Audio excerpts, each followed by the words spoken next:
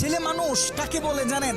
যে তার নিজের কলিজা ছেঁড়া কষ্ট ভাতের লোকমার সাথে প্রতিনিয়ত গিলে খায়, তাকে ছেলে মানুষ বলে। একটা ছেলে যখন বড় হয় সে তার নিজের বাবাকে গিয়ে এই কথাটা বলতে পারে না, বাবা আমি প্রচুর পরিমাণে ডিপ্রেশনে আছি, আমি অনেক সমস্যার ভিতরে আছি, আমার একটু তোমার সাপোর্টটা দরকার, কারণ তোমার ছেলের তুমি ছাড়া এত আপন তো আর কেউ নাই। বাবা তোমার ছেলের মাথায় একটু হাত বুলিয়ে দাও, সামান্য সময়ের জন্য হলেও তোমার ছেলেকে একটু বুকে টেনে নাও। তুমি যদি একটু আমাকে তোমার বুকে টেনে নাও তাহলে আমার কষ্ট অনেকটা কমে যাবে। ছেলেরা এই কথাগুলো কখনোই তাদের বাবাকে গিয়ে বলতে পারে না। ছেলেরা কখনো নিজের মাকে জড়িয়ে ধরে কান্না করতে পারে না, because people say boys don't Cry. ছেলেদের মুখে কান্না মানায় না, এ কারণে ছেলেরা নিজে কষ্টে পড়লে কাউকে একটু কান্না করেও বলতে পারে না। খুব খেয়াল করে দেখবেন, একটা ছেলে খাবার খাওয়ার আগে যে কখনো প্লেটটা ধুয়ে খাবার খায় নাই, এই ছেলেটাও নিজের সবটা দিয়ে চেষ্টা করে নিজের ফ্যামিলি, নিজের প্রিয় মানুষটার মুখে হাসি ফোটানোর জন্য। অনেক ছেলে দেশে পরিশ্রম করে, অনেক ছেলে প্রবাসে বছরের পর বছর নিজের ফ্যামিলি, নিজের প্রিয় মানুষের মুখে হাসি ফোটানোর জন্য পড়ে থাকে।